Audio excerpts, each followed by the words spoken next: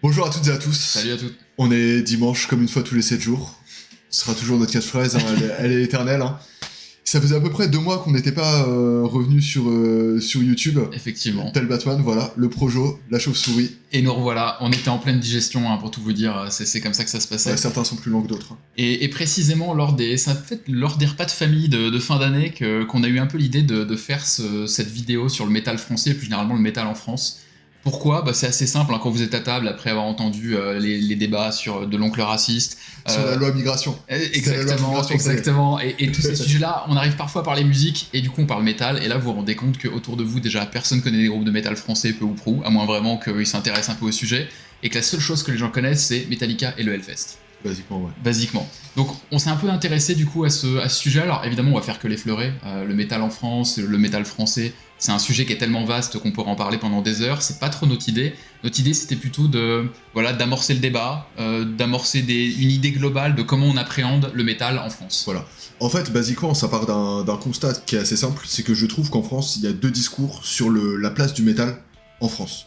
Il y a un discours qui est ultra défaitiste, qui est en fait l'espèce de prolongation de de la citation qui est attribuée à John Lennon, comme quoi French rock is like English wine. Et on a en France cette réputation d'être un pays mauvais en rock. Genre, on s'exporte mal, il y a plus vraiment d'auditeurs actuellement. Ouais. Oui, c'est pas tellement programmé. Le métal étant une extension du rock, on a un peu cette idée-là. En parallèle, il y a quand même des espèces d'axes forts. Il y a des trucs qui marchent à fond en France. Gojira, c'est probablement le groupe français hors musique électronique qui s'exporte le mieux à l'international. Peut-être quelques trucs en musique urbaine aussi ouais. qui marchent en Afrique francophone. Mais on n'a pas 50 000 groupes internationaux. Gojira est un des plus gros. Et le Hellfest, qui a longtemps été en tout cas le seul festival de métal. Et qui aujourd'hui est le plus gros festival français. Le plus gros festival français en termes de chiffre d'affaires. Partant de ce postulat-là, c'est en fait dur d'avoir à la fois ces deux discours ultra contradictoires. Ouais. Où est-ce qu'on se situe en fait ? Exactement, il y a un peu une double réalité. D'un côté une scène qui balbutie et d'un autre des locomotives en fait qui sont absolument immenses. Et du coup on s'est un peu interrogé sur ces différents axes pour faire un peu un état des lieux en fait de ce qu'est le métal en France et le métal français.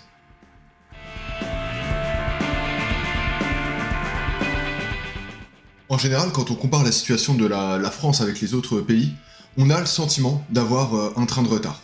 Ça s'observe notamment quand les groupes communiquent sur les charts de vente. On voit jamais la France, alors qu'en vente physique, en Suède, en Finlande, ce genre de choses, c'est tout le temps beaucoup de numéro 1. Ça se voit aussi quand on voit l'analyse des tournées européennes, avec une date à Paris pour 5 dates à Essen et dans le trou du cul de l'Allemagne.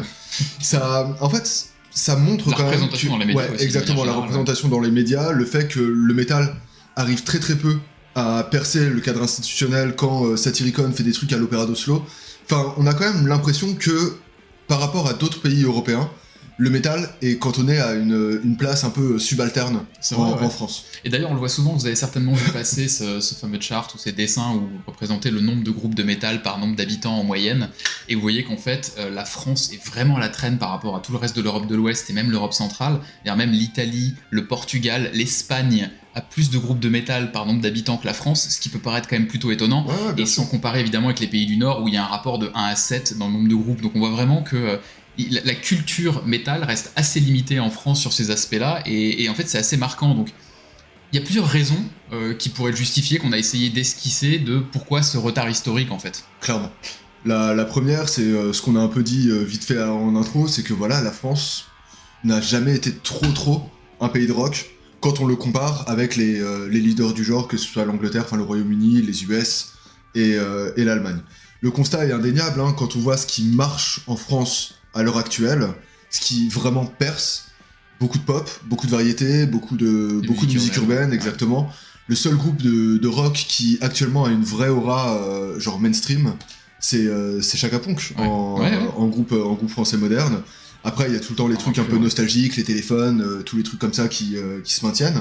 Mais on est quand même pas très bon pour produire du rock qui s'exporte à l'international. C'est ça, parce que le téléphone et tout, c'est évidemment un grand courant, mais ça s'exporte pas des masses hors France. Enfin si, dans les pays francophones, évidemment la Belgique, le Québec, etc. Mais sinon ça se... Mais moi j'ai toujours eu cette impression aussi que... Alors peut-être que je me trompe, c'est vraiment un ressenti, mais que alors qu'on était vraiment dans les balbutiements du rock, et ensuite le développement du rock, on va dire années 60, puis 70 et 80, là où en Angleterre, en Allemagne, dans tous ces pays-là, le rock se développait énormément, et ça commençait à se ramifier, et à devenir d'un côté mainstream, d'un autre côté d'avoir une grosse émulation. En France, on a eu les années yéyé, ce genre de choses, et très vite ça basculait vers la variété. Et en fait, on a l'impression entre les Renault, les Johnny et ce genre de trucs. Exactement, et du coup, ça a écrasé le tout. Et en fait, il y a évidemment des gros groupes qui ont marché, ACDC et comme ça, on n'est pas en train de dire que ça marchait pas en France, hein, ça marchait extrêmement bien. Mais on n'a pas eu cette culture qui est née de ce grand mouvement rock qui est très vite devenu poreux dans la variété française, en fait. C'est un peu comme ça que je l'ai ressenti, et ce qui justifie peut-être que dès les années 70, années 80, et ça a fait que s'écarter d'autant plus. En fait, on a juste eu un retard de développement, tout simplement. Ce qui fait qu'on a une place aussi un peu minoritaire, je trouve, dans le métal à l'international, c'est qu'on n'a pas de scène marquante. On reviendra sur le black plus tard, mais là où il y a Göteborg, il y a la Floride, Tampa, exactement, il y a San Francisco. En fait, il y a vraiment des lieux qui sont identifiés comme des lieux de création qui ont sorti genre masse de groupes qui ont été ultra importants pour la scène. Ouais. En France, on n'a pas justement cette espèce de communication de il y a 10 mecs qui arrivent à faire 15 groupes et sur les 15, il y en a 10 qui s'exportent, tu vois. Exactement. Comme ça peut être le cas avec la Church of Ra en Belgique à côté, par exemple, pour un truc. C'est vrai qu'on n'a pas eu. Il y a eu des scènes locales, évidemment, hyper fortes, mais il n'y en a pas eu une qui a eu une effervescence suffisante pour donner une aura internationale à un genre. Et un impact comme pouvait avoir Göteborg sur un style, quoi, par exemple. Exactement, on pourrait dire la scène de Bergen en Norvège, c'est un peu la même logique, on pourrait un peu redire. Donc c'est peut-être une des premières raisons, c'est tout simplement qu'il n'y avait pas un. On va dire que le rock s'est pas très bien développé. Et par extension, et par extension, le mouvement métal qui en découle a pas forcément eu une assiette suffisamment solide pour pouvoir ensuite toucher à la culture, on va dire, mainstream et populaire en France. La deuxième raison que l'on pourrait évoquer et qui me semble aussi assez déterminante, c'est clairement une absence de soutien des pouvoirs publics. Clairement. Alors toi, tu sauras mieux en parler que moi parce que t'es dans le milieu musical, mais c'est vrai que ce soit les écoles de musique, les SMAC, ça a jamais fait la part belle au métal en France. Et pourtant, le rock, ça coûte cher, hein, c'est pas de l'électro, vous arrivez avec un laptop et 2 enceintes et vous arrivez avec une platine à faire quelque chose. En fait, il faut des lieux, il faut du matériel, c'est un coût. C'est ça. L'idée, c'est que je pense qu'en termes d'accompagnement et tout, les structures sont assez propices et assez d'accord pour accompagner les musiciens qui veulent faire du métal. Le problème, c'est plutôt dès qu'il s'agit de programmer, dès qu'il s'agit en fait de programmer des trucs émergents. Quand vous programmez un truc en hip-hop, les coûts de production sont pas énormes parce que c'est 1 gars, 2 gars, on va dire, 2 chambres d'hôtel, le matériel, il y a pas de tourbus à louer, ce genre de choses. Le métal, c'est cher, on n'y peut rien. Il y a enregistrer du métal, c'est cher.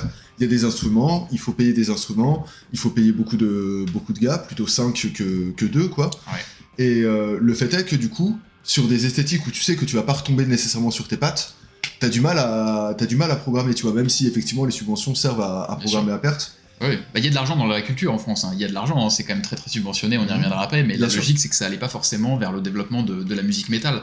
Bien sûr. C'est aussi un truc qui se situe un peu hors du champ politique, là où par exemple tu peux soutenir des trucs issus de classes populaires, il y en a pas masse dans le métal. Tu peux soutenir c'est pas dans les quartiers que tu vas avoir un groupe de grind. Un peu moins en tout cas, bien sûr, c'est certain. Et t'as aussi ce truc d'avoir un message politique qui est peut-être un peu moins le cas dans certains trucs de métal, quoi. C'est vrai. Et donc du coup, cette absence de soutien des pouvoirs publics ou de reconnaissance même dans le milieu institutionnel, il y a plusieurs raisons en fait. Alors il y en aurait plein qu'on pourrait esquisser, mais il y en a quelques-unes auxquelles on a pensé. La première, c'est certain que le métal a très longtemps eu une mauvaise presse. C'est-à-dire que est-ce que vraiment certaines salles ont envie d'accueillir des groupes qui avaient des imageries ou qui avaient des textes qui pouvaient être un peu sulfureux, même si j'imagine qu'à l'époque j'ai souvenir que quand Slayer venait en France, j'avais vu des articles passer où il y avait des gens qui raillaient les visuels de Slayer avec les double S, etc. Le S. Et du coup c'était très mal pris, alors que bon, on sait tous que Slayer c'est pas un groupe très problématique.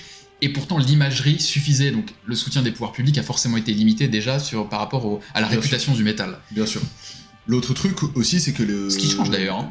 Bien sûr, ça et je pense que le Hellfest d'ailleurs y a grandement participé. C'est sûr. Mais l'autre truc, c'est que la plupart des gens qui font du métal veulent aussi, en général, le faire en dehors des pouvoirs publics. Il y a quand même aussi ce... Je pense que la scène tient quand même à sa dimension un peu... do it yourself, ouais. C'est ça, contestataire, do it yourself, tu prends le terme que tu veux. et aller choper des subventions, aller lécher la SACEM, aller voir pour demander de l'accompagnement, nanana. Il y a des gens qui n'ont pas envie de faire cette démarche-là, qui ont envie un peu de se saisir de leur truc et de leur faire à leur manière.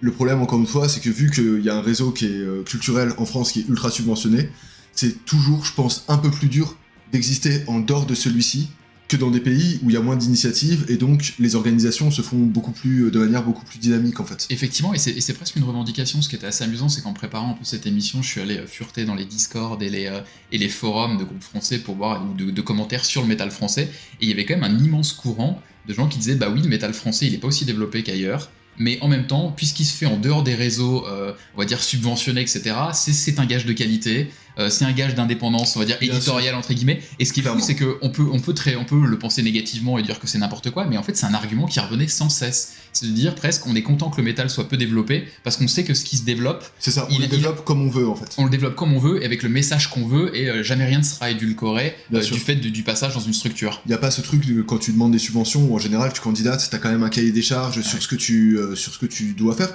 C'est pas nécessairement une mauvaise chose en fait, mais effectivement le fait de ne pas choper des financements via des pouvoirs publics te permet une meilleure liberté, quoi qu'on en pense. Et nécessairement, ça a un impact, parce que quand vous voyez ce qui se fait en Allemagne, mais surtout dans les pays nordiques, où le métal est omniprésent dans toutes les scènes locales, où tout est boosté, tout est subventionné, etc., ça a un impact immense sur le développement des groupes. Donc on sait que si on suivait ces canaux-là, il y aurait nécessairement potentiellement plus de groupes français qui émergeraient, et surtout qui se dispatcheraient à l'international, et du coup forcément ensuite ça ruisselle sur l'intérêt que peut avoir le public pour le métal français et le métal en règle générale.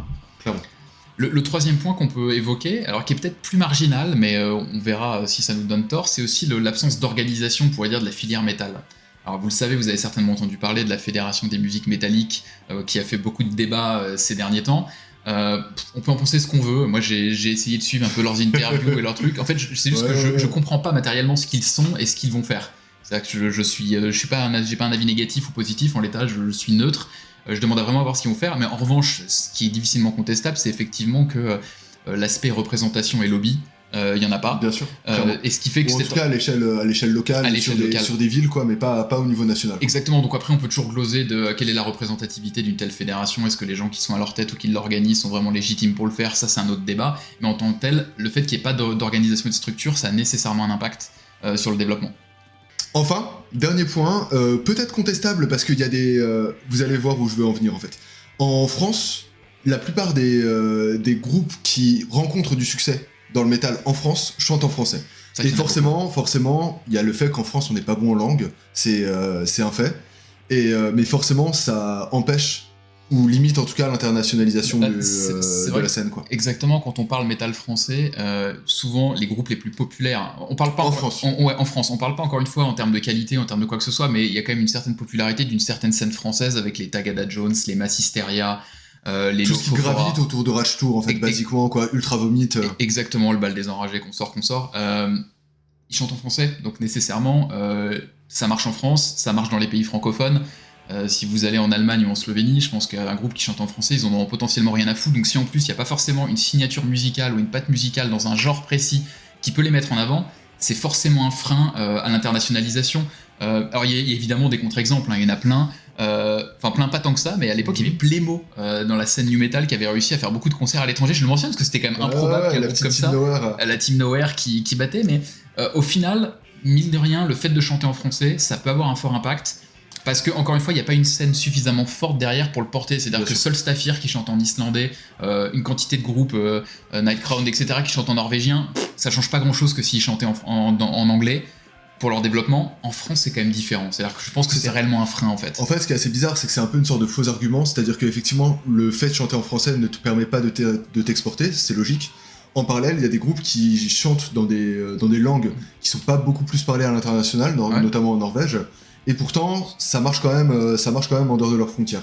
Mais c'est encore un élément de frein potentiel. Clairement. C'est surtout ça, c'est que déjà de frein à l'internationalisation des groupes qui peuvent devenir plus gros et donc augmenter leur popularité, y compris en France, mais même potentiellement pour le développement en France, où je sais que alors ça c'est un sujet complètement particulier, mais j'ai toujours trouvé ça absolument ridicule, beaucoup de groupes. C'est-à-dire que les mêmes paroles chantées en anglais ou chantées en français, ça n'a pas la même résonance, ce qui est complètement débile. Hein. Mais c'est pour ça que moi des groupes de power ou de AV qui chantent en français, c'est très compliqué pour moi. Ouais, petit sortilège et tout, mais c'est un petit charme. Alors que la même merde racontée en anglais qui est tout aussi nulle, je me dis ah ouais c'est cool, il parle de dragon alors que... En fait, ce qui est quand même relativement intéressant au-delà de ça, c'est qu'on voit qu'on a du mal à se développer. C'est réel et c'est un peu triste. Et pourtant, putain de merde, genre la France, c'est quand même un terreau qui est ultra fertile pour le métal. Ouais. On est méga fort en art sombre. On a un patrimoine de ouf. On a tout claqué en romantisme. Et d'ailleurs, c'est assez marrant de voir que des pays qui, historiquement, vont être un peu similaires, fort patrimoine, fort en romantisme, fort en art sombre, l'Allemagne, l'Angleterre, le métal, ça pète de ouf. Pourquoi nous on n'y arrive pas, c'est un peu une sorte de mystère. C'est vrai qu'on a une production cinématographique. Exactement. Genre même en prod ciné, tu vois, des trucs un peu chelous, des bliés et tout, genre un peu étrange, un peu glauque comme ça que tu peux retrouver dans du sludge, dans du doom et tout. Enfin, pourquoi ça marche pas, tu vois? Ouais. Genre on a Huysmans, on a Victor Hugo, en romantisme on est trop fort, et pourtant je sais pas pourquoi les gens ont pas pris le kick de le convertir en métal et d'arriver à exporter ça, tu vois. C'est quand même marrant que tu vois, genre des trucs comme Baudelaire, comme machin et tout, genre ce soit ultra respecté à l'international et que la transcription qu'on en ait faite, on a du mal à la revendre derrière. Et d'ailleurs, il y a même des artistes étrangers qui vont prendre des éléments de culture française pour le mettre en musique et qui vont mieux sonner que nous. Exactement. Donc c'est un peu le constat qu'on fait sur cette première partie, c'est-à-dire que d'un côté, il y a tous les ingrédients en France pour réussir. Ouais, il y a du fric. Il y a du passé, enfin il y a un passé glorieux. Exactement, il y a vraiment du matériau pour pouvoir faire de la musique. Des matériaux. Ouais, c'est le matériau juridique, c'est une expression qu'on utilise beaucoup, ça me perturbe. Écoute, on fait ce qu'on peut. Mais du coup, il y a vraiment tous les éléments pour réussir, et pourtant on constate que il y a eu un retard historique qui s'est fait, peut-être du coup un retard culturel qui en déduit, et du coup au-delà même de l'organisation, tout simplement le métal en France, ça marche. On va pas dire que ça ne marche pas, mais c'est quand même un succès qui est très limité.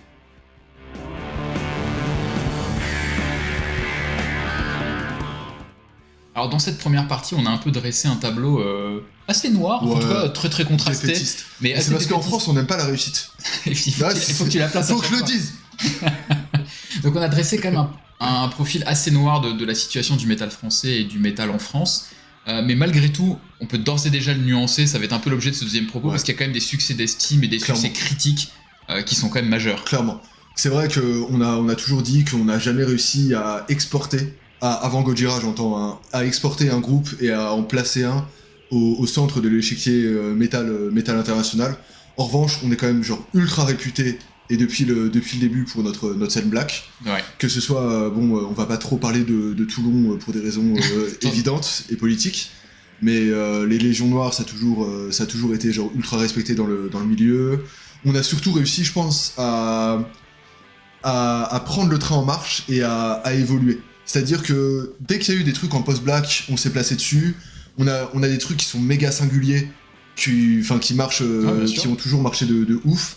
Despel Omega, qui est même connu par Anselmo, qui portait le t-shirt Paracletus.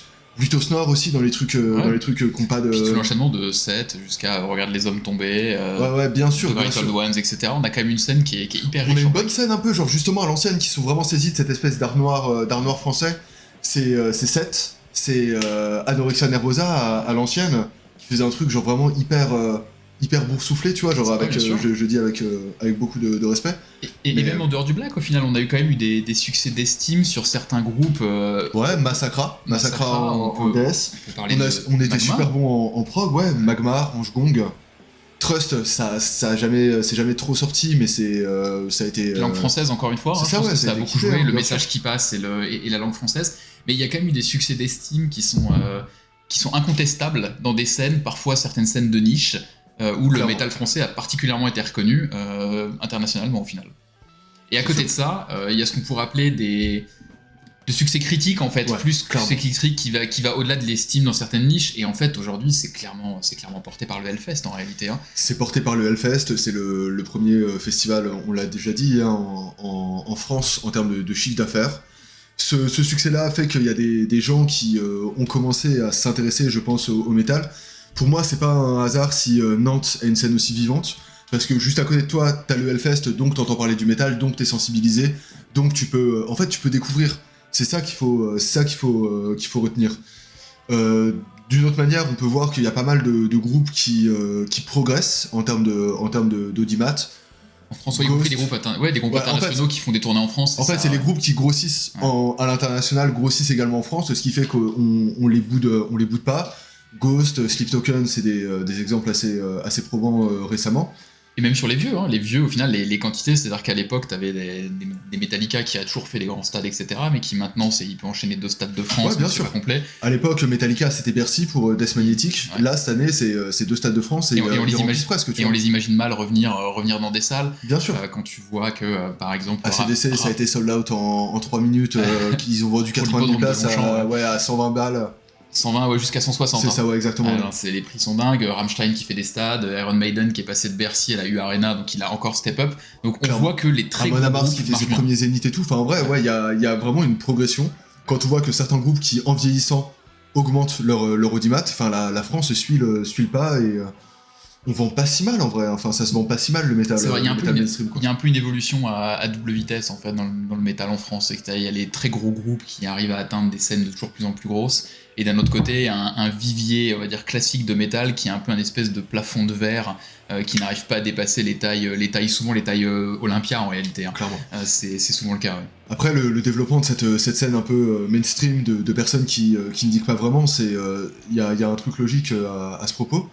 C'est Gibert, qui est un sociologue qui a beaucoup écrit sur le métal, qui explique qu'en fait, en général, vous écoutez la musique que vous avez commencé à écouter en étant ado.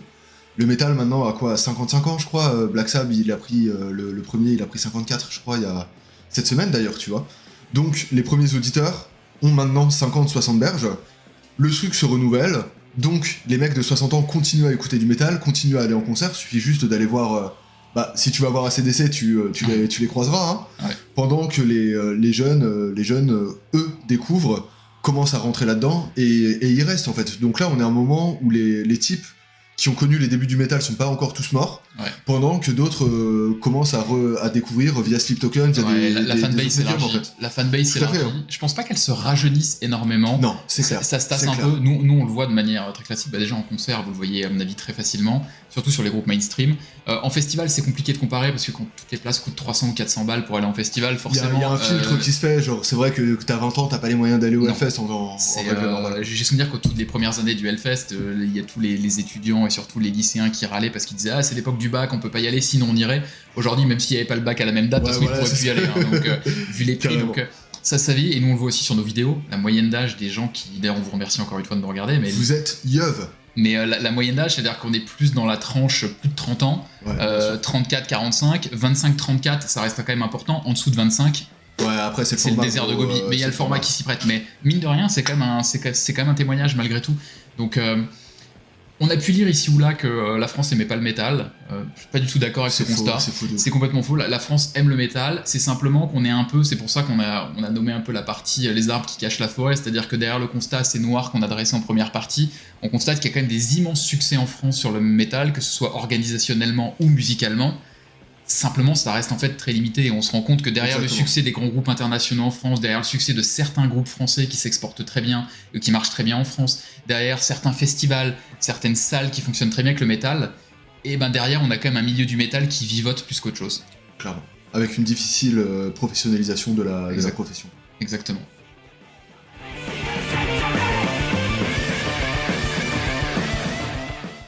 Malgré nos regards bovins, faut savoir qu'on était quand même pas trop mal à l'école. C'est pour ça qu'on a concocté un petit plan bien scolaire, bien thèse-antithèse. On va quand même essayer de faire une synthèse, parce que effectivement, c'est ce qu'on a dit, hein, historiquement, on a quand même pas mal de retard. Mais il y a quand même, au sein du paysage français, des grosses locomotives qui ont une incidence, Ouais, bien sûr. Forcément, dans leur sillage, il y a eu toute une évolution qui se fait. On est quand même sur un métal français et un métal en France qui est en pleine mue, en pleine évolution. Qui se développe, hein. Et c'est certainement, la première chose, c'est qu'on constate quand même une émulation musicale dans certains genres, mais d'une manière globale. Forcément, derrière Gojira, vous avez beaucoup de groupes qui ont suivi cette logique et qui s'internationalisent très vite. C'est-à-dire qu'avant, il y a quand même beaucoup de groupes, ils tournaient beaucoup en France, 1 ou 2 dates en Allemagne, Et petit à petit, mais globalement ça reste assez limité. Aujourd'hui vous avez des groupes qui, dès qu'ils font une tournée, vous avez immédiatement des dates partout en Europe, et ça devient la norme en réalité. Hein. On peut citer évidemment, alors il y a Alceste qu'on peut citer, qui est d'ailleurs un des cas qui chante en français. On va revenir à Alceste, c'est peut-être le seul groupe français qui actuellement a fait plus de dates à l'étranger que chez nous, et qui chante en français. Effectivement. Et qui fait des dates dans des pays non francophones. Et il y a peut-être moyen, c'est une théorie, tu vois, comme quoi Alceste est peut-être le groupe français qui chante en français, qui s'exporte le mieux dans des pays non français. C'est pas impossible. Non francophones. C'est pas impossible, et en fait, si vous voulez faire le jeu de constater, allez sur le site Setlist FM et allez regarder pour les groupes que vous préférez de voir leurs dates à l'étranger ou en France, et vous serez super surpris de voir que dans les groupes de la nouvelle génération, ça voyage. Ça pète de ouf, ça va vite, et on retrouve vite dans des créneaux de tournée européenne classique, c'est-à-dire 5 dates en Allemagne, une en France, une à Paris, une à Lyon. Exactement, et vous avez les Hangman's Chair, les Slift qui sont dans cette logique. Les Slift sur un truc un peu périphérique quand même. Bien sûr, mais malgré tout, ça suit un peu la logique. Vous avez quand même une certaine émulation, et puis il y a des scènes particulières. Alors tout ça de la scène black qui continue toujours à se développer. Vous avez notamment la scène, on va dire post-hardcore, hardcore qui fonctionne très très bien. Alors c'est un groupe qui fait toujours un peu débat, mais ROTNS c'est quand même un exemple de réussite malgré tout. Ça tourne beaucoup à l'étranger, ça fonctionne très très bien à l'étranger. On peut penser à 1056. Ouais, qui va faire des dates au Japon alors que c'est pas. C'est un jeune groupe en plus, c'est hyper jeune. On a Birds in Row, évidemment. No Light. Je crois que Birds in Row fait aussi partie de ces groupes qui ont presque plus de dates à l'étranger qu'en France. Alors que putain, ça tourne de ouf quand même. Alors que ça tourne énormément. Effectivement, il y a Off the Light. Là, c'est un des rares groupes qui va être au Roadburn cette année, groupe français qui va être au Roadburn, qui va jouer tout Griclin. Mais ouais, effectivement, on se développe beaucoup mieux au XXIe siècle qu'au XXe, quoi. On aura pris notre temps, mais on peut pas contester qu'aujourd'hui, dans le sillage de tout ça, et aussi d'ailleurs du travail de certains festivals qui mettent beaucoup le métal français en avant. Hein. Bien sûr. Ça joue beaucoup, quand tu regardes le Motocultor, le Hellfest, les tremplins, etc. C'est toujours beaucoup de groupes français, et vous avez une réponse du public qui est très favorable. En plus, dès qu'il y a un groupe français sous une tente au Hellfest ou au Motoc, vous le voyez, tout le public se ramène, et c'est plutôt un point très positif. C'est toujours assez drôle d'ailleurs de voir un public qui est ultra compact devant une esthétique qui est plutôt de niche, quoi. C'était assez drôle de voir, moi c'est mon exemple préféré, en 2017, il y a plus de monde devant Regarde les hommes tombés que devant Emperor. Parce que, forcément, c'est français, donc les gens vont voir, les gens connaissent, identifient au moins. Exactement. Il est là, mon réarmement. Bref, ma préférence nationale. L'autre truc aussi, c'est que mine de rien, ces grandes locomotives et d'autres éléments qu'on va voir ont fait qu'il y a quand même ces temps derniers une meilleure perception par l'opinion publique du métal. On peut pas nier que le Hellfest, si vous vous rappelez, il y a 10 ans, Barbeau, il devait débattre contre des représentants d'assauts intégristes, d'assauts catholiques intégristes, pour leur expliquer que non, ils se lavent pas dans le sang, quoi. Et des médias comme Quotidien, qui n'ont pas donné une image beaucoup plus juste de la scène métal, parce que justement, ils ont un peu fait une sorte de contre-cliché qui est tout aussi bête en fait, c'est-à-dire ce côté genre grande famille, rigolard, tout le monde est gentil, tout le monde est tolérant. Tout le monde qui gueule l'apéro. C'est ça, les couilles. Mais en vrai, mine de rien, c'est vrai que ces trucs-là, ça a aussi permis de dédiaboliser le métal, et ça, c'est quelque chose qui était quand même relativement nécessaire. De là en faire le cirque qu'on a fait Quotidien, c'est un autre truc, mais au moins, il y a quand même une bien meilleure perception du métal. Et je pense que même vous le voyez, peut-être que les gens arrêtent d'être un peu dans des clichés, tu bois du sang, machin, nanana. C'est quand même beaucoup plus à l'ancienne, ça. Et le Hellfest a beaucoup joué dans cette amélioration-là. Très certainement, ouais. Autre truc sociologique, pour prolonger ce qu'avait dit Guibert sur le vieillissement du public. Le fait est que initialement le métal était quand même une musique relativement ouvrière. C'est devenu beaucoup plus hétérogène. Et surtout toi, connard, là. Ah, mais mais la vérité, c'est que le fait est que des passionnés qui sont devenus cadres, qui sont vieux, qui en fait occupent des positions ultra valorisées socialement, font que le métal devient plus une espèce de truc d'outsider. En fait, il y a des gars qui ont des boîtes d'informatique, qui sont millionnaires, qui sont fans de Maiden. T'as des gars qui bossent à la DRAC, qui bossent en ambassade, qui sont fans de Black. Et rien que ça permet aussi de un peu faire que les fans ne sont plus que des gars qui savent rien faire d'autre que de se branler dans leur chambre et de jouer à Dark Souls. Et non, mais c'est vrai, hein. Et, ce qu'il est aussi, hein. C'est ce qu'on est aussi, hein, malheureusement. Mais ça permet aussi de dédiaboliser les fans, et de montrer que c'est des gens, d'une part comme tout le monde, et qui sont aussi capables de réussir socialement, quoi. C'est ce qu'avait montré dans ses analyses Corentin Charbonnier, dans son Ouais, livre tout qu'il à avait fait. fait, il avait quand même montré que, notamment le public du Hellfest, ça tend quand même perdu CSP+, plus qu'autre chose. Alors Bien évidemment, sûr. avec le prix du billet, on en revient toujours au même Hellfest, sujet. il y a effectivement cette espèce de filtre financier. Mais malgré tout, on est quand même sur un public qui change un peu du cliché qu'on pouvait avoir initialement par méconnaissance, et donc forcément, meilleure perception pour l'opinion publique, dans les médias, bah, ça change un peu la donne pour l'évolution des groupes et d'une manière générale l'évolution de Bien la sûr. scène. D'ailleurs, cette espèce d'écart entre la réalité du public et la perception qu'on en a, c'est un immense axe comique de quotidien, tu sais. Il voit un mec qui est habillé n'importe quoi, qui est ivre-mort, habillé n'importe comment, qui est ivre-mort, et qui fait que de la merde, il lui demande tu fais quoi dans la vie, le gars il est à Sciences Po, tu vois, Ouais. genre, forcément que ce petit décalage-là... Il amuse beaucoup, nécessairement. Bien sûr. Nécessairement.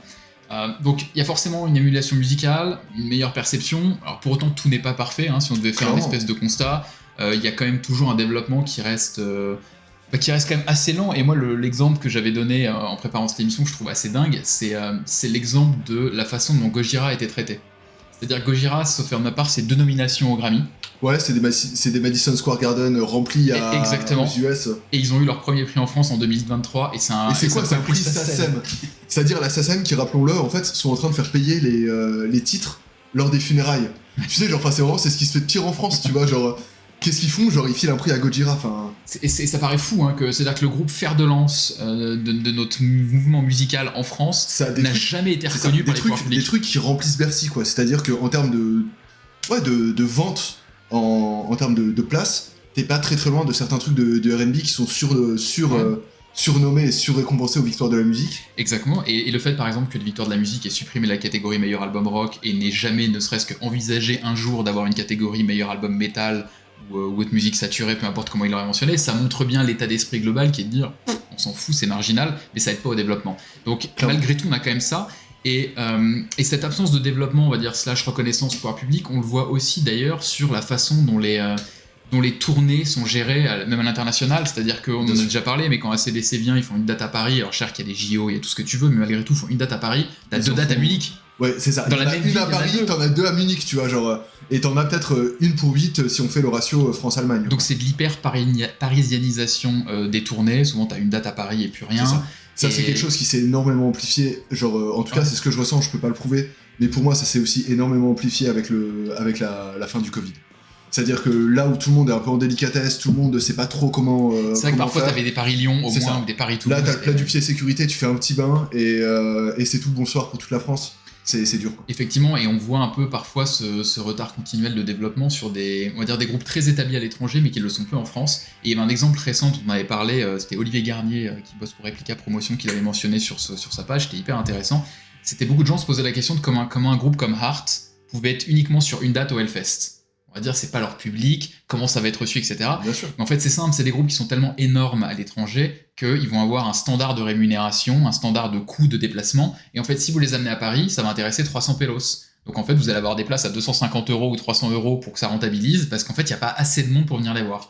Donc seul le Hellfest peut se les payer et peut garantir un public, en fait. Garnier avait parlé de Heart, mais c'est le syndrome là, c'est aussi le syndrome Godsmack, qui font des stades aux US. En France, en fait, ça va intéresser 2000 personnes.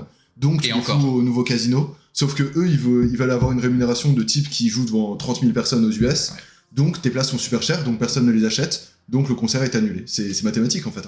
Exactement. Et donc, on retrouve un peu Voilà, quand on dit que le métal est en pleine mue en France, que ce soit tant les groupes français que la réception du métal, c'est qu'on sent qu'il y a encore beaucoup de freins institutionnels. Et de ces freins institutionnels, ça a forcément des conséquences ensuite sur l'intérêt du public. Quand vous connaissez pas le métal, que vos parents n'ont pas écouté de métal, en fait, vous n'allez jamais en écouter ou jamais en avoir à en écouter parce que ça passe peu à la radio, à la télé.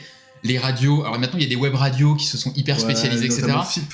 Exactement, mais globalement, si tu veux écouter à la radio, même les chaînes, les radios rock, ça reste quand même toujours du rock assez light. Vous allez pas écouter du Slipknot, ne serait-ce que pour vous faire écouter du mainstream metal, vous allez très peu en écouter à la radio sur les ondes FM. Donc forcément, ça a des incidences en aval. Ouais, tout à fait. C'est vrai que nous, on fait partie d'une génération qui avons découvert le métal via MTV. C'est pas mon cas, mais c'est peut-être le tien, tu vois. Ouais, mais en tout cas, il y avait vraiment une possibilité de très très vite choper du contenu métal et donc de voir si ça te plaît ou pas. Ouais. Je trouve qu'actuellement, effectivement, c'est de moins en moins possible en France. malgré justement les espèces de pierres angulaires que sont le Hellfest ou Gojira. Parce qu'aujourd'hui, il y a une offre qui est tellement énorme. Évidemment que la musique est plus accessible, Spotify, tout ça, t'as tout ce que tu veux accès, mais le fait de te dire, si vous avez jamais écouté de métal, à l'époque, vous allumez MTV, vous tombez sur un clip, vous vous dites, putain la vache, j'ai peut-être envie de découvrir. Aujourd'hui, vous avez jamais écouté de métal, vous n'allez pas taper métal dans Spotify et aller voir de vous-même les choses, et du coup, c'est toute une frange du public qui potentiellement sera jamais intéressée par le mouvement. Voilà. Ça crée pourtant un renouvellement, et encore une fois, ça crée une base solide ensuite pour que les tournées des groupes français, des groupes internationaux fonctionnent bien. On peut quand même un peu noter que la situation s'améliore. On peut prendre comme exemple Savigny le Temple, l'empreinte, qui est une SMAC qui... Big up. Ouais, big up à eux, qui fait énormément de métal, énormément de rock, et qui du coup a limite une programmation qui se positionne là-dessus, malgré le cahier des charges de la SMAC qui est ultra contraignante. Et ils font quand même le choix de défendre vraiment cette esthétique au niveau institutionnel, et c'est tout à leur honneur. Les gars font un festival de Doom, tu vois, genre, enfin, à quel moment? Ça s'appelle le Grand Paris Sludge. Il y a Big Up encore. Big Up aussi, on y sera. Enfin, j'y serai, toi non. Mais, mais ouais, il y a quand même des trucs qui se font au niveau officiel et qui bougent lentement, quoi. Faut juste que ça aille plus vite. Exactement.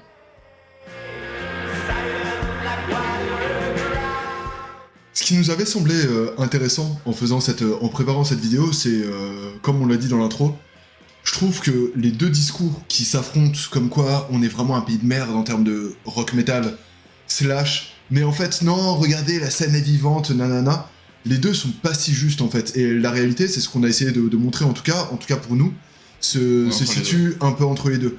Il y a quand même des dynamiques qui sont prometteuses, qui sont pas encore assez exploitées et qui donnent pas les résultats escomptés, notamment en termes de reconnaissance institutionnelle, mais on peut quand même constater qu'en France, on a quand même rattrapé un retard qui était un peu historique, entre guillemets, notamment en termes de développement et d'exportation de notre culture.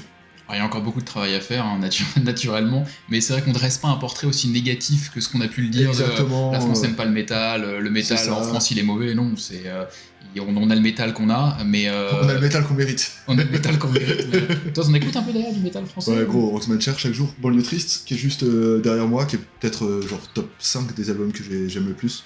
Slift. Très bon Slift. Les doubles, le dernier est incroyable aussi. Peut-être Blutos Nord aussi, tu vois, genre dans les trucs un peu... marquants, hein. Exactement. Tu veux nous partager tes groupes préférés aussi? Bah alors moi c'est un peu plus compliqué parce qu'en toute transparence j'écoute quand même assez peu de métal français. C'est pas dogmatique, hein, c'est plus un constat, mais il y a des Impuresa que j'aime beaucoup, Exocrine, qui sont de chez toi d'ailleurs, hein. Qui sont d'Orléans, je présente.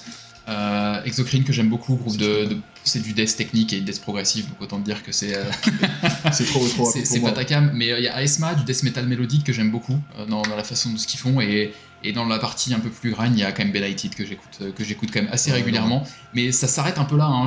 Il y a Gojira évidemment que je mentionne parce que pour le coup ça fait partie des groupes que j'écoute pas mal, mais ça s'arrête un peu là, donc n'hésitez pas d'ailleurs en commentaire à mettre déjà ce que vous pensez du métal français, du métal en France, si vous avez peut-être que vous n'êtes pas d'accord avec nous sur pas mal de choses, ou n'hésitez absolument pas. Si on a fait des erreurs, vous pouvez nous corriger, on est de bonne foi. Ouais, à peu près.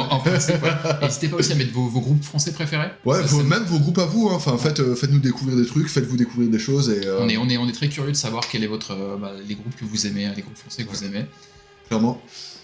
On va vous laisser là pour deux raisons. La première, c'est qu'on va mater Juve. C'est quoi? C'est Hellas Vérone. C'est Juventus et Hellas Vérone. Vous vous rendez compte que je subis quand il vient chez moi? Vous vous rendez compte? Carrément. Et ensuite, on va aller voir un concert et on va voir un des albums les plus violents de ces 10 dernières années qui fête son anniversaire, Or Noir de Caris. Exactement. Salut à plus tard.